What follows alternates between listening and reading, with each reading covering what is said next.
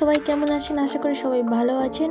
আমিও খুব ভালো আছি। চলে এসেছি নতুন একটি ব্লগ নিয়ে। রয়েছি এখন মধ্যপ্রদেশের জব্বলপুর সিটিতে। আমি আর আমার ক্লাসমেটরা প্রায় 50 জনের মতো আমরা একসঙ্গে গিয়েছিলাম। এটা ছিল আমাদের একটা ফিল্ড সার্ভে, সঙ্গে আমাদের স্যারেরাও ছিলেন। আমরা গিয়েছিলাম জানুয়ারির ফার্স্ট উইকের দিকে। দুপুর 1টা নাগাদ হাওড়া থেকে আমাদের জব্বলপুর যাওয়ার জন্য ট্রেনটি ছেড়েছিল। তো এখন সন্ধ্যা হয়ে গেছে, আমরা সবাই মিলে গান গাইছিলাম। কারণ আর যাই হোক, এরকম একটা মুহূর্ত আর কখনো ফিরে পাবো কিনা জানি না।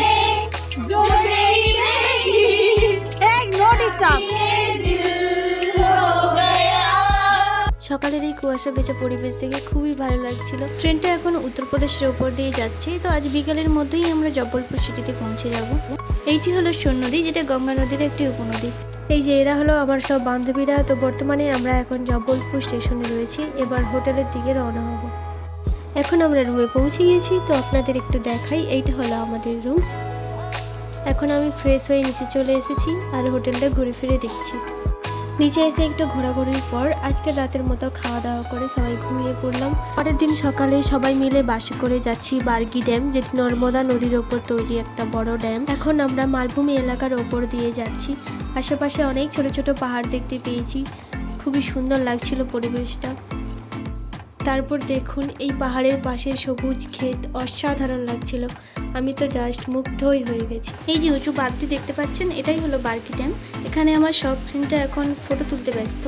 বেশ ভালোই রৌদ্র রয়েছে। তো মালভূমি এলাকা মানেই জানেন যে দিনের বেলা একটু বেশি গরম থাকে, রাতের দিকে আবার ঠান্ডা ঠান্ডা ভাব হয়। চলুন এখন ড্যামের উপরের দিকে যাওয়া যাক, দেখি ওখান থেকে চারিপাশটা কেমন লাগছে দেখতে। এই যে দূরে যে নদীটা দেখতে পাচ্ছেন, ওটাই হলো নর্মদা নদী। তো আমরা এখন রয়েছি ড্যামের ওপর থেকে নদীটা ভীষণ ভালোই লাগছে। আমি ভিডিওর শুরুতেই বলেছি যে আমরা একটা ফিল্ড সার্ভের জন্য এসেছি।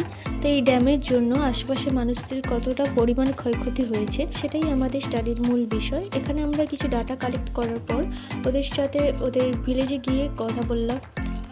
অনেকটা সময় ধরে সার্ভে করার পর এখন আমাদের রুমে ফেরার পালা। তো এখন আমরা সবাই মিলে বাসের দিকেই যাচ্ছি। সবাই এখন বেশ ক্লান্ত, তবে এরকম একটা গ্রামের মধ্য দিয়ে হেঁটে যেতে ভালোই লাগছিল বেশ। এখান থেকে এবার যাচ্ছি ড্যামের একটা অন্য দিকে।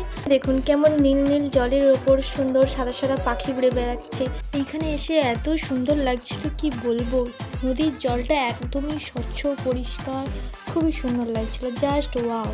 এখন প্রায় সন্ধ্যে নেমে গেছে। সারা দিনটা গরম থাকলেও এখন কিন্তু বেশ ঠান্ডা ঠান্ডা লাগছে। এখন রুমে পৌঁছে গিয়েছি। আজকের দিনটা এভাবেই শেষ হলো। এই যে এটি হলো আমার স্যারের মেয়ে, ও ড্রয়িং করছে আর আমরা সবাই মিলে ওর সাথে একটু মজা করছিলাম। আজকের ব্লগটা এখানেই শেষ করছি। আমার মধ্যপ্রদেশের বাকি দিনগুলোতে কী কী করলাম দেখতে পাবেন পরের ব্লগগুলিতে। সবাই ভালো থাকবেন, সুস্থ থাকবেন। দেখা হচ্ছে নেক্সট ভিডিওতে। ব্লগটা আপনাদের কেমন লাগলো অবশ্যই জানাবেন।